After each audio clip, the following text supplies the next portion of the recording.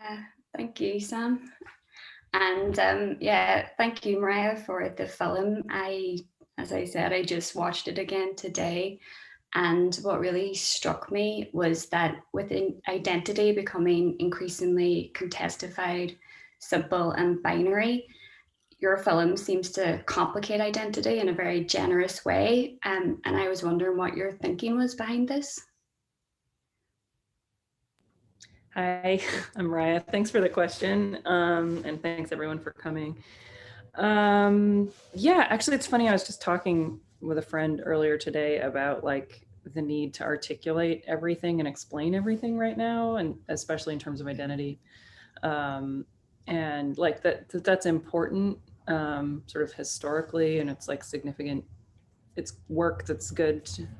It's good work to be done, but also like sort of erases nuance and these like in between spaces at times, even though like language is trying to catch up constantly to like fill every gap of nuance and identity. Like I feel like it's sort of an impossible task. So yeah, I think in all of my films, I'm kind of trying to look for that space that language isn't really capable of capturing, or where like language is failing to um, present some kind of lived experience. Please don't start barking. um, so yeah, that's what I'm looking. That's kind of just generally speaking what I'm trying to accomplish. And I think with this film, because like the social structure of Northern Ireland is like so binary, and like that's baked in, I mean, Yeah. arguably over the course of 700 years, but like supported by the government, supported by the peace accords, supported by massive social structures that like don't really allow for these very nuanced lives that everybody in Northern Ireland actually lives, which don't fit neatly into one or the other binaries, which, you know, I relate to as a queer person. Yeah, I just to give like a really tiny anecdotal example of that, I was kind of reminiscent about kind of student times in Portrush, which is in the north coast of Northern Ireland, and kind of Googled it looking for some pictures, and then it came up with you know, what are people asking on Google about Portrush, and the second question I think was, is Portrush Catholic or Protestant? Which is yeah, but yeah, but I mean, I guess that's yeah, binaries in a way are one of the troubles that your film really warns against, and but also your practice is also really non-binary, and the film itself, you know, has is really built also around your performance as David, and also the archive footage documentary. And could you talk a little bit more about that also in your kind of practice previous to Trouble, your artistic practice? Yeah. So I think like I have a sort of complicated relationship to the idea of documentary, and like even just the term subject. I was actually just thinking about this a couple days ago, like what a messed up term that is for like the person that you're making a film about is a subject. And yeah, so I think, you know, in like one of the most simple ways, I don't want to ask anything of someone that I wouldn't do myself. And I kind of try to go the extra mile to prove that, even though it's totally unnecessary to the person that I'm asking to be in a film. Sorry, am I talking too fast? I probably am for the captions. So yeah, I think in all of my work, I try to put myself in the film as a way of expressing that I'm not after some kind of truth with a capital T, or trying to, you know, make a statement about someone else's life, and more trying to create a relationship that's mediated by the camera. So And I think also for me, just generally as an artist and as a person, reenactment helps me understand the person that I'm embodying in a way that may have nothing to do with what their actual experience is, but like gives me another, I don't know, avenue into some kind of understanding, even if it's just rooted in my own activity.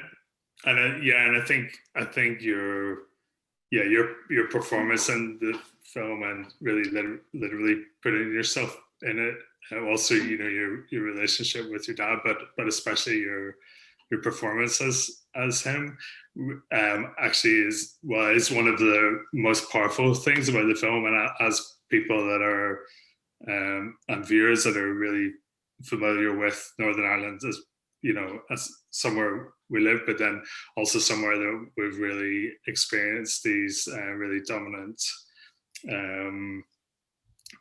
kind of narratives about. And there's also that really brilliant moment in the film where you show all the kind of Northern Irish kind of newsreel kind of footage that people are used to, and then you really just really disarm that, I think, and then make it very fresh for us again, and it's very, very powerful.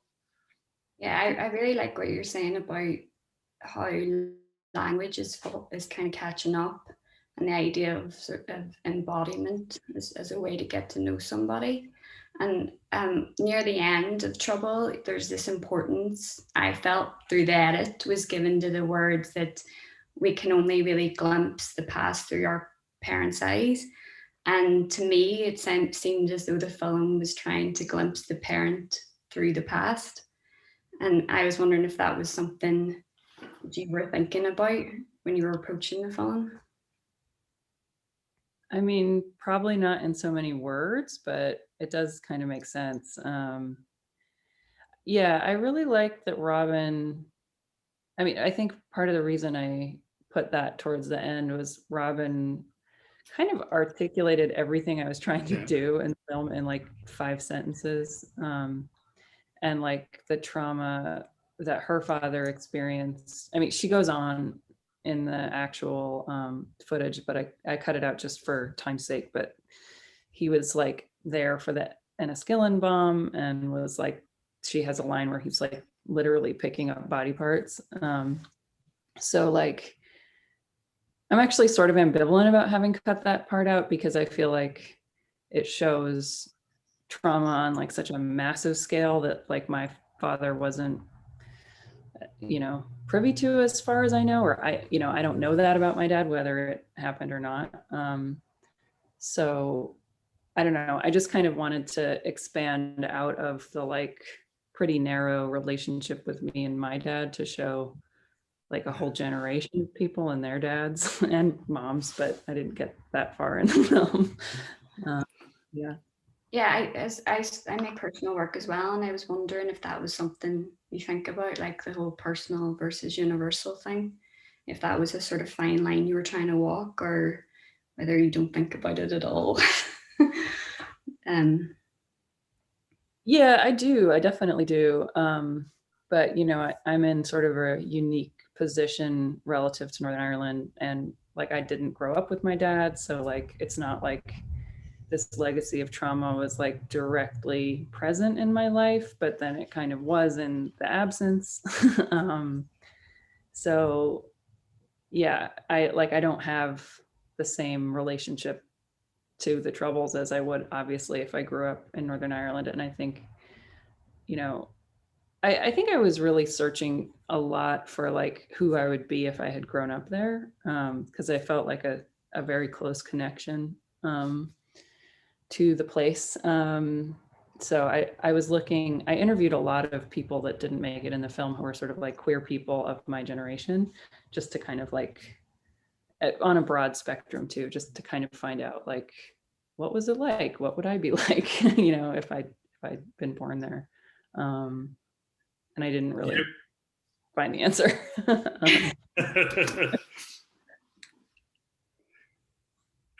Yeah, because I think that, yeah, that's also something really worth mentioning. You get a little bit of a grasp of it in the film, but it was a film that you made and were preparing over years, and you really spent a lot of time in Belfast, and yeah, living closely with people, you know, while making it, and yeah, yeah, it's funny also how it appears in the film, and it begins with your dad saying, "Oh, yeah, film me," and it's not going to be very very interesting, and yeah, it's hard, yeah, and I guess the way, yeah, it's presented in the film, that you say, oh, on the second, you know, you decided to tell him that you were making a film on the second day, and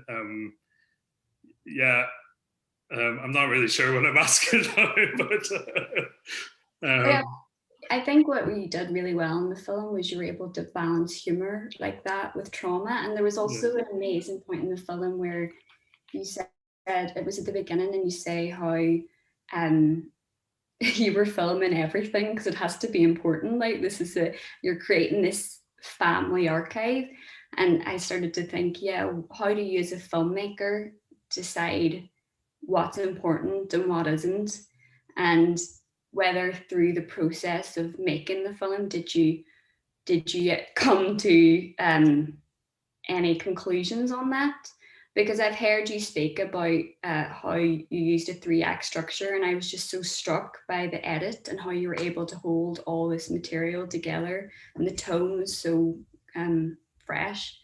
So I wonder, yeah, what the editing process was like with so much material. It was hard. It was long and it was difficult. Yeah, the edit was really hard. And I mean, I did have like a ton of disparate material, and I tried all kinds of different strategies. But I also, like, weirdly didn't have too much material to work with. Like, I mean, I felt like I stretched what was usable to its limit in a way. So yeah, I don't know. I mean, the question of like what's important with my dad was like kind of twofold. It's like what's important in my life and what's important for the film, and are they the same thing? And you know, there were some interviews that people probably would have wanted to hear that like clarified his relationship with my mom and our relationship. But I was like, no, that's for me. That's not for everybody. So yeah, but that kind of happened afterwards. And then I did, like, just personally realize that the stuff that turned out to be important in life, and I tried to reflect this a little bit in the filmmaking and the edit, were things that I didn't go in thinking would be important. So I went in thinking sitting down and asking questions and getting specific answers would be the important thing that would like define a relationship. But actually, like, going for walks and going to the museum and cooking dinner together and playing cards, like, that's actually where our relationship was formed as like a father and child. Or child, I mean, I was like 35 when I was doing that, but you know what I mean? Yeah, so I was kind of like that realization. I was trying to sort of thread through the film in some way and expand outward from just our relationship, but like just the idea of what's important generally. And like so many films, particularly about the Troubles, are like Ian Paisley said this, and then Jerry Adams did that, and like, you know, that like stupid infographic that I included at the beginning of the Belfast section. And I'm like, yes, that's important, but there's also so many other things that are important, like, and so many, I don't know, I like the thing that guy says on the corner where he says like, you know, can't make a story about someone who's done nothing, and like you should make a movie about me. About me, yeah. I mean, like, it would be good. Yeah, that would be a good movie. I mean, I did really feel that though, because like every story I heard there was like, I don't know, interesting and poignant, and like I met this woman just really randomly and not related to the project at all, and we got to talking, and she was from Short Strand, and she just told the story about how her mother would pawn her wedding ring every week to buy groceries and then buy it back when her, you know, at the end of the week when her husband got her paycheck. And like, I'm like, that's important. That's like as important or more important than, you know, the political concerns and the bombings and all that stuff, you know? Yeah, I really, what sort of brings me back to the beginning of our discussion and what you said about binaries and how the state sort of used them. What I found was it was such an interesting point about how the sectarian identities were used to divide what could have been like a united working class. Yeah. And those really beautiful moments with people on the street. I felt like it was so human, but it also, I wondered if you thought about like what the role of poverty is in the film. Because a lot of the images as well have a real working class texture and feel to them. Yeah. I mean, poverty played a big role, and I mean, I feel like half of my dad's trauma was from being raised really poor, you know, and then half of it is from this like unique Civil War situation. But like, yeah, I mean, I was a little, it was tricky to navigate the images of Belfast, and without like, I was trying not to like fetishize poverty too much, but I was also trying to go to the areas closest to where my dad lived and hung out, because his neighborhood was, you know, that motorway replaced his neighborhood. Wesley. But yeah. Oh, sorry. No, go ahead. I was just going to say also, it's really striking how urban planning was also an instrument in the power politics of the, but yeah. Yeah, totally. I mean, I feel like everything you need to know about the Troubles you can learn from the bus map of Belfast, you know, like the buses only started going across the two different, from west to east. But I do think I think those interactions, how funny and human they were, it didn't feel fetishized at all. It just, it felt like, to me, and I wonder if you thought about this, it was consistent throughout the whole film. So the images at the beginning in Vienna have the same, because of that DIY punk sort of way of making something. It felt like the filmmaking was infiltrated into the material, and it wasn't an outsider's view, like more than say Vice, who were there, would have it all polished and everything. So yeah, that's why I was wondering if that was a balancing act for you. Yeah, it definitely was. And I think that particular part of the bonfires was the part that I was most worried about, or like least, I don't know, I still look at that part and wonder, you know, how it's the dog it's a very good response. Yeah. She definitely wants to march on the floor. Stop it. I think the mailman just came. Yeah. Sorry. That was the part that I felt like the most of a voyeur in, and the least sort of like integrated about. And actually, when I screened the film in Belfast at Outburst, I got a question that was like, how do you reconcile that like the perspectives in the film are largely Republican, which I was like, I don't know if I agree with that 100%, but the images are largely of loyalists.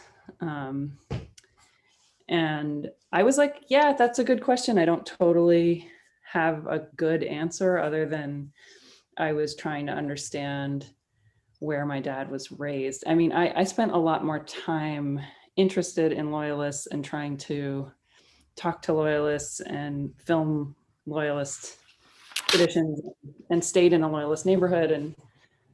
And I don't feel like I really got a good handle on it because my dad came from a loyalist family.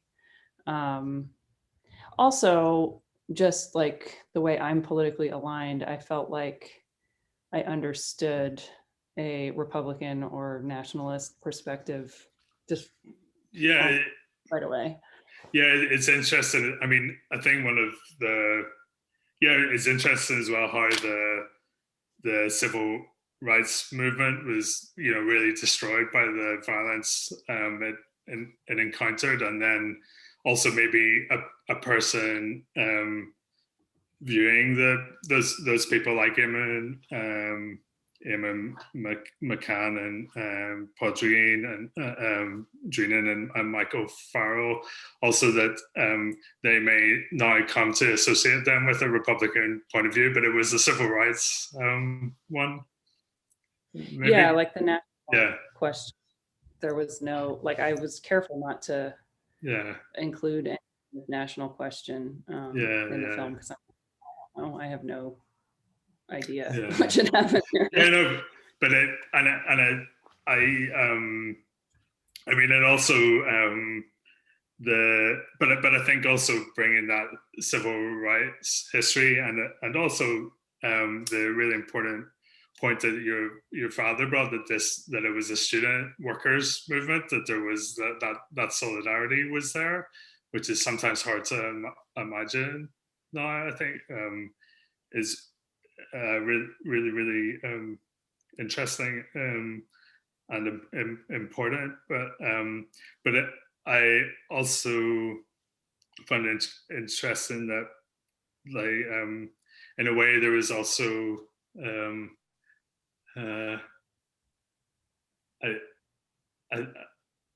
in a way, some of the things that they were saying maybe in the interviews relied on people having understanding already, or it was very stable in some ways now, very stable in how they spoke about it. Maybe I don't. Like Michael, like the way Michael spoke about it. Yeah, perhaps. Yeah. Yeah, I mean, Michael Farrell has talked about this ad nauseum for exactly. Yeah. years. He's well practiced. Yeah.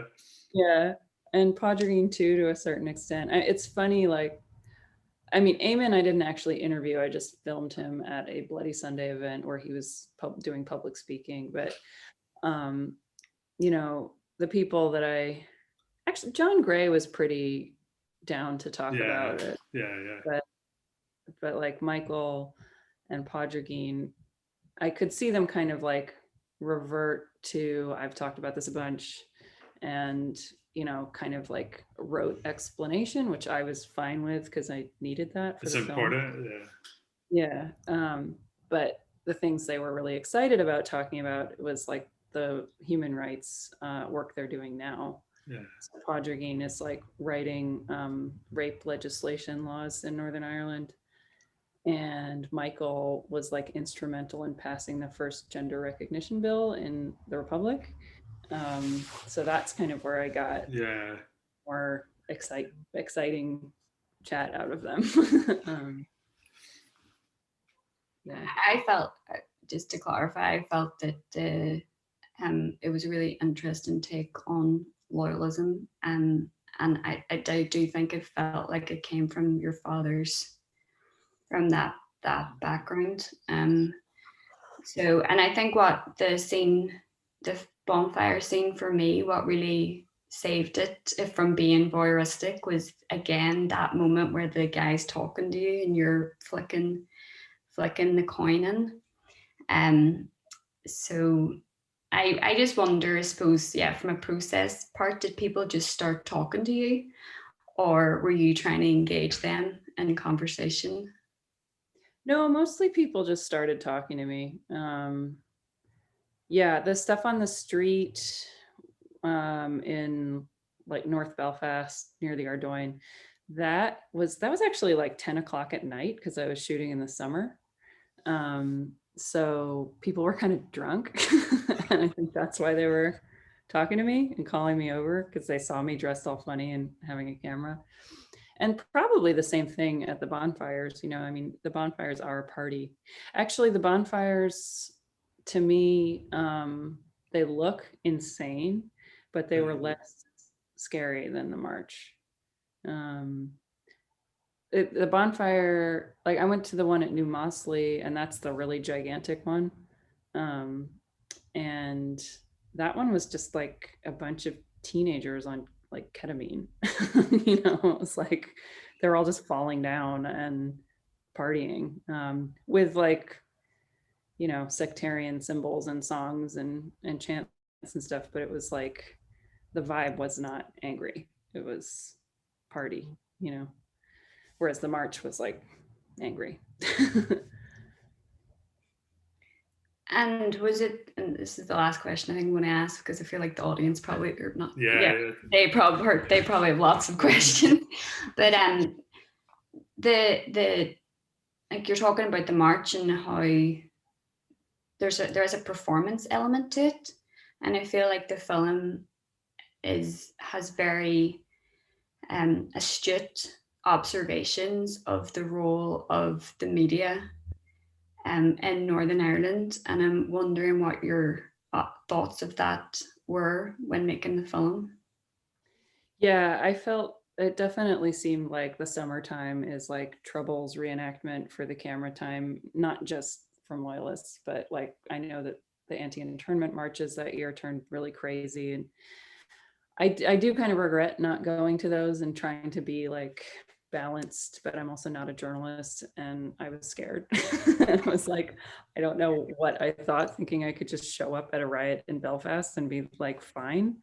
I think it's just because the people I had talked to had been around that kind of aggression and didn't like I don't know, like it was just so casually referred to, but that by the time I was actually like able to be around one of these events, like I kind of underestimated it or something. So yeah, I don't know. I was like, I can't handle going to another one 2 weeks later or whatever. I forgot the question. Oh, the role of the media. Yeah, I was kind of looking at that as like similar to my performance as my dad, and like sort of seeing Belfast as just as a city, as like reperforming these identities and this conflict over and over and over again, and then also straining against that and trying not to. It just seemed like that was a big tension there. So that's part of like the spectacle of like the summer tensions is pretty impressive. Yeah, Thank you. Thanks so much. Yeah. Thank you, Mariah. Yeah, thank you guys. Are we opening? Sure. Yeah, let's maybe see if people have any questions. I think maybe the easiest way to do it would be if everyone wants to just kind of use the reaction emoji and sort of put your hand up, or maybe just even shout out. I'm sure we'll find you.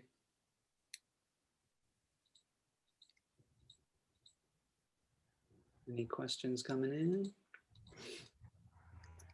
I mean, maybe just I kind of wanted to ask just like very briefly maybe about, like you kind of covered it a little bit anyway, but kind of how you kind of followed your nose with the research elements in the film. Like when did you first become aware of the kind of BBC footage part of it, and then kind of how much time did you spend in Belfast, and then kind of how did you decide which avenues to go down? Because it seems to me like kind of like we've covered that one of the really like pleasing and satisfying things about the film is how it balances out a kind of very rigorous kind of like in-depth look at the kind of politics of the time. And I was particularly interested about the kind of moments when you go into the People's Democracy and thinking about 68 and the kind of unfulfilled kind of potential.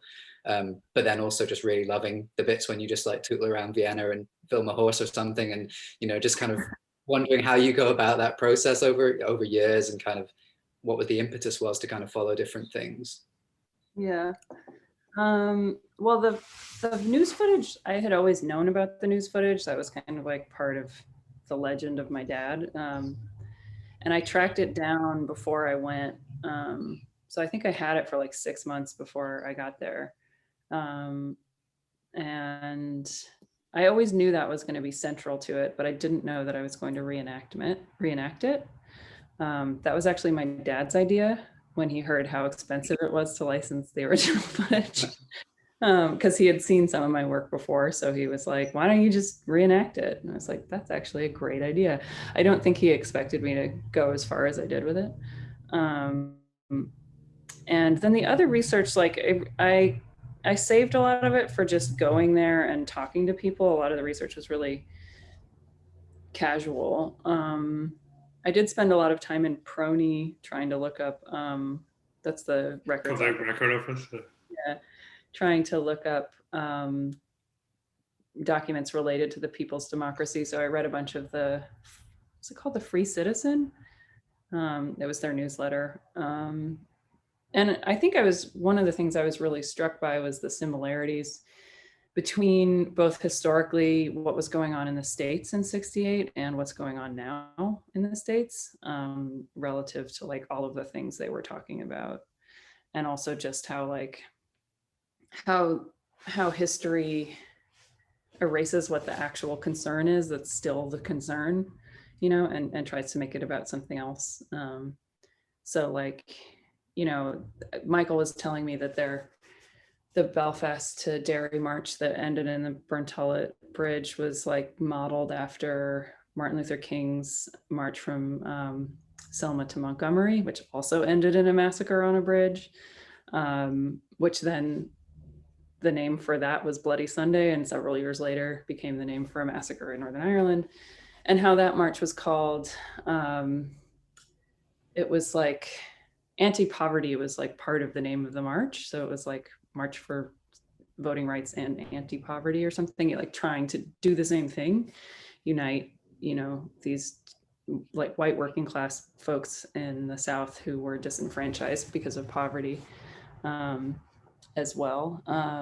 So like that part has been completely written out of our history books until recently.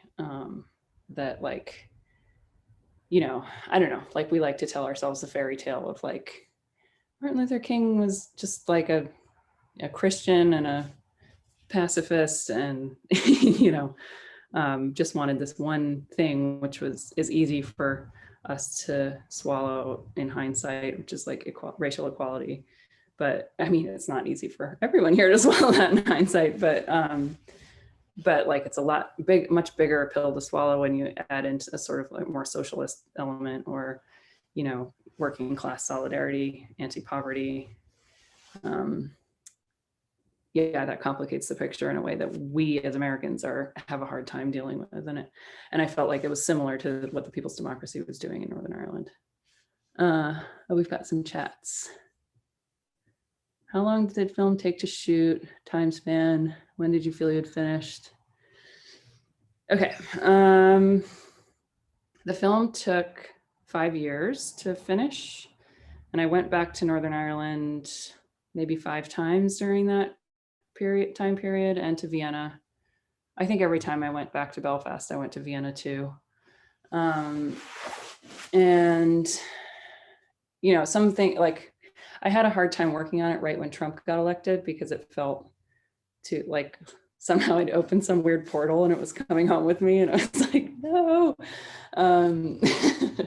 So yeah, I took a break from it for a little while because I didn't want to like conflate the sort of like personal. It was easy for me to like conflate trauma and violence and political struggle with like a personal narrative when it wasn't right on my doorstep. And it was harder to do that when it was. So I took a little break and I finished it. I knew it was finished because I had to finish it for a show. really. I don't know if I ever would have if I hadn't had that artificial deadline. Yeah, and the search for answers, I feel like I finished before I finished the film. So I don't know at what point, but like my relationship with my dad felt fairly resolved after that first 6 weeks there, and I didn't shoot a whole lot with him after that. It was mostly in Northern Ireland that I was filming after that. Yeah. And I think you mentioned before that your dad's seen the film and likes it as well. Yeah. Yeah, I was really shocked that he liked it. I was like, what am I going to do if he doesn't like it? Yeah, but he did like it.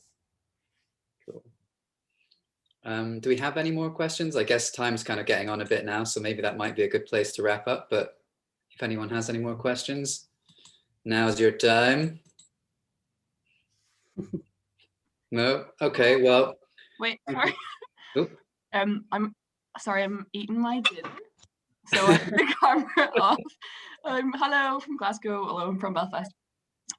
This isn't a question, I've got kind of two things. They're not questions, but I suppose I'm kind of interested in the kind of like, I know it's already been touched on, but a bit more maybe about the ethics of kind of this sort of the personal entering the work and working with family members maybe, because I don't know, that's quite, yeah, I suppose it's just very thorny and knotty, or maybe that's more from my perspective. I also have an estranged father, I just met him this year, which was interesting, and I think, yeah, anyway, just hello, because I've been following your work for a while, and I think this is a comment, but there's lots of people in Northern Ireland who I think have absent or estranged family members because of, you know, different things, because of the political background, of course. I know that's really common, but yeah, just wanted to say that I've engaged with the work a lot because of that as well in my own family. And maybe you could say something about the kind of ethics of working with family subject. Yeah. I don't know, subject's that horrible word, but yeah. Yeah. Thank you. Thanks for your question, comment. This is the first time I've ever worked with family. So all of my work has kind of been about finding someone who I kind of project something onto and then sort of unravel it through the course of the film. And I don't know, the ethic around that in some ways, I think it's like all films are projection onto someone, and most of them don't try to complicate that. So, I mean, not to toot my own horn too much, but I feel like that's maybe where I'm differing from like a traditional documentary. But yeah, it was hard with family. I mean, this is the highest stakes I've ever had with one of my subjects, because, you know, while I never want to like make someone look bad or have them be unhappy with how they've been portrayed, but like, you know, it's kind of no skin off my back if I never get to talk to Peter Berlin again, which, you know, he's kind of a hermit, so I don't get to talk to him. But yeah, I mean, it's just the stakes are so much higher when it's my dad, who I want to continue a relationship with. And that was really difficult for me to navigate while we were filming. And I did keep trying to check in with him about it. I never showed him cuts or anything like that.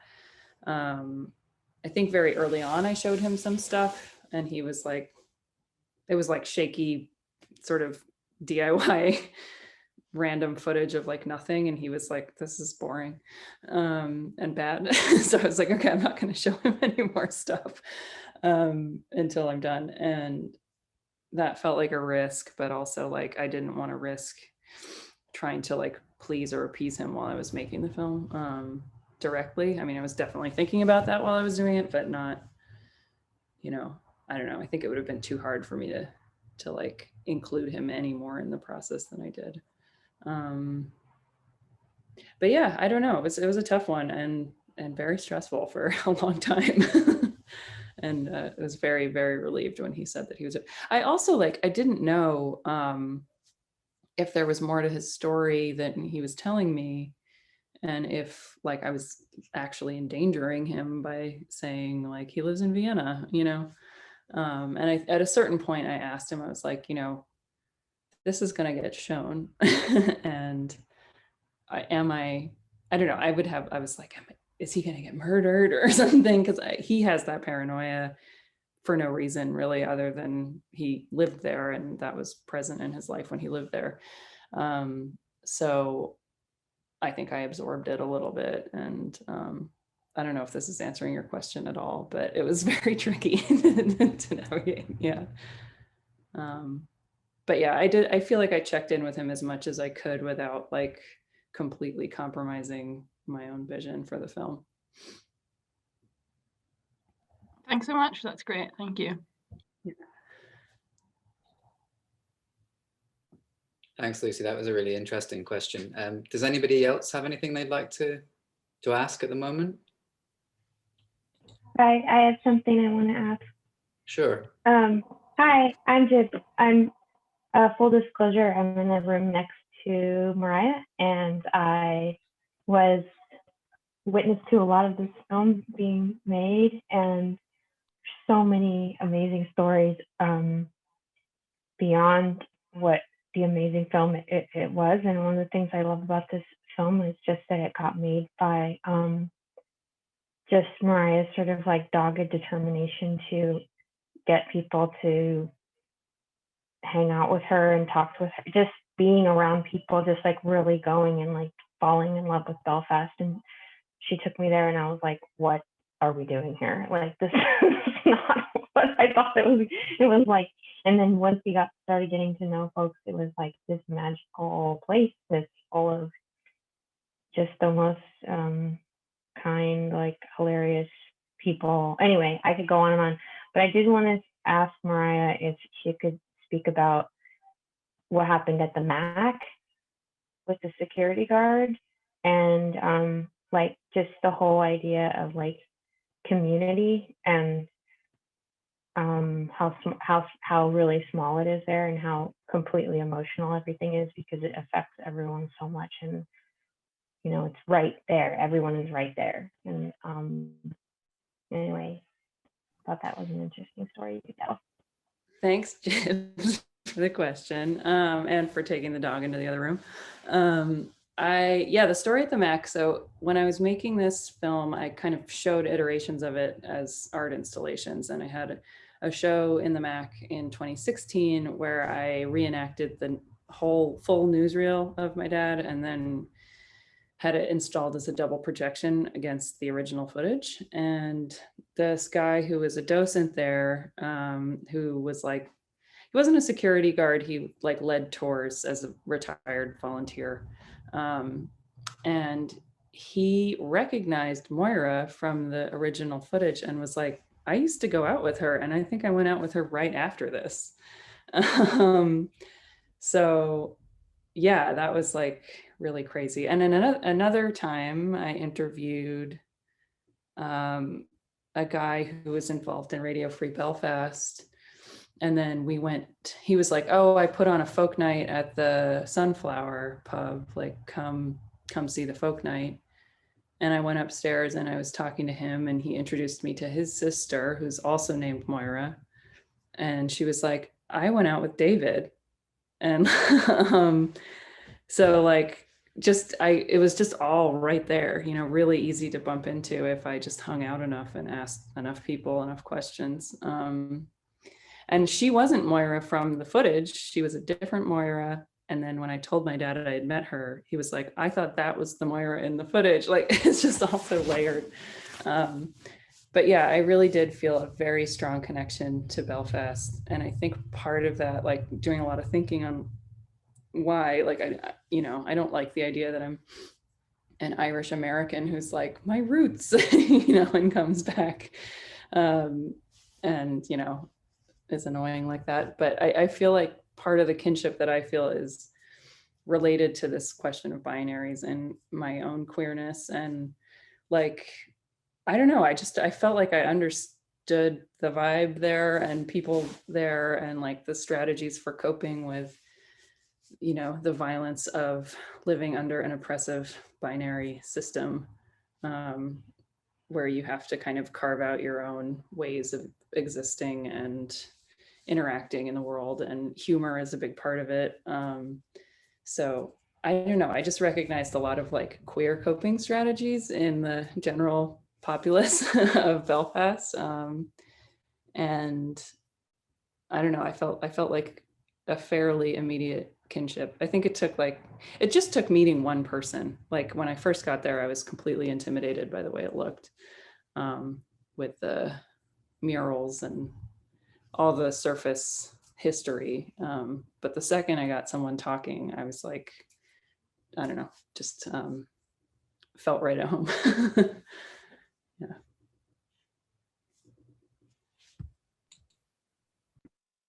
Cool. Any closing questions or reflections? Peter or Myrid, do you have anything you'd like to close with? I just love that. I just love that Mariah said Northern Ireland has queer coping strategies. It's just brilliant. Yeah, it's been really good. I really enjoyed the conversation. So yeah, thank you. Perfect ending point. Thanks, James. Thanks so much. Mariah, really, yeah, brilliant. Yeah, Great. thank you. It's great to get to. We were supposed to do this, I don't know, at some point earlier in person last March. So I'm glad that we got to do it eventually.